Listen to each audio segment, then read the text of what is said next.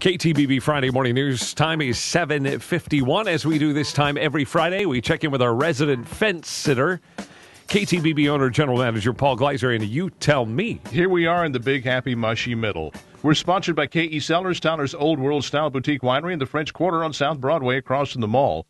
I don't personally know anyone who has been directly impacted by our wars in Iraq and Afghanistan. If you tell me that such and such acquaintance whom I don't regularly see has a son or a grandson or a nephew serving, I'll believe you. But since the invasion of Iraq in March 2003, I have not held one conversation with a close friend or family member about the danger his or her son or daughter is facing or has faced in either war.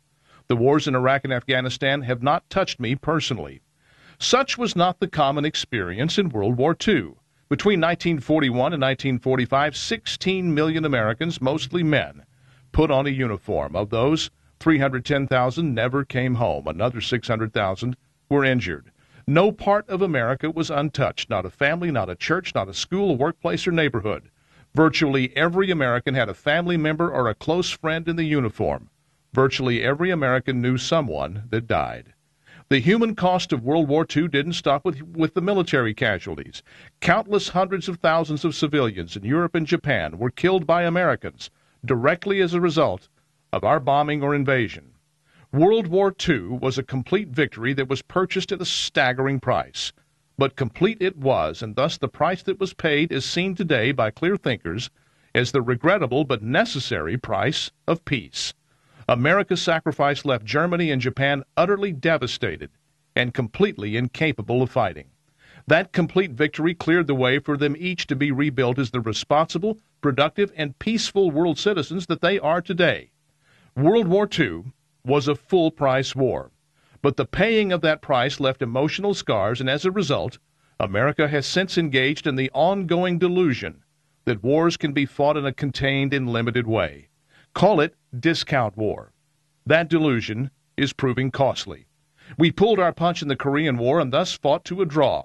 After 137,000 American casualties, including 36,000 dead, and nearly 6 subsequent decades of defending a fragile peace, North Korea continues as a regional menace while her people live in abject hopelessness. In Vietnam, Lyndon Johnson kept America engaged in a war that he would neither finish nor quit. More than 58,000 American boys died toward no purpose, and America left Vietnam in defeat. Bush 41's Gulf War of 1991 was incomplete. We succeeded in getting Saddam Hussein out of Kuwait, but we left him in place to cause further trouble. Bush 43 got Hussein out of the way, but left his supporters, sympathizers, and regional troublemakers capable of mischief that they have been causing and will surely cause in the days ahead. I don't think America should go into a war it doesn't intend to decisively win, and victory is not possible absent the overwhelming defeat of the enemy. This rolling stalemate in which we find ourselves is both chronic and intolerable. Thus, as I watched President Obama's speech Tuesday night, I reached the late conclusion that we should never have gone into Iraq and Afghanistan.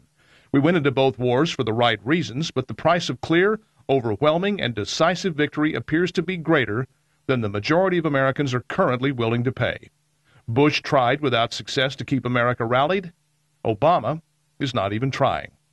As a result of that unwillingness, the day will come that something so terrible, so unimaginably barbaric, and so heinous happens that Americans will again find the will to pay full price for a war.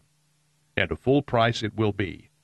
Until then, however, for the same reasons that discount versions of name-brand goods often wind up being a waste of money, America will do well to avoid discount wars. We can't afford them.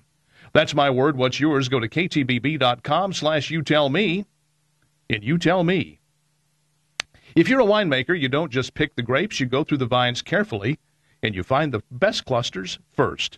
Those you pick and you set aside for a limited edition wine. This is the wine you make to impress other winemakers. Such was the case when they harvested for the 2007 Barrel Number 33 wine that you can try today and this weekend at K.E. Cellars. The 2007 Barrel 33 is a bold Texas red that draws a line in the sand in the world of winemaking. It's sophisticated yet comfortable. The beauty of the carefully selected fruit is not overshadowed by the oak in which it was aged. Barrel 33 is K.E. Cellars' most exclusive and limited wine, and it costs more. But you can now find out for yourself if it's worth it, because K.E. Cellars is, for this weekend only, putting their 2007 Barrel 33 Red on the tasting bar.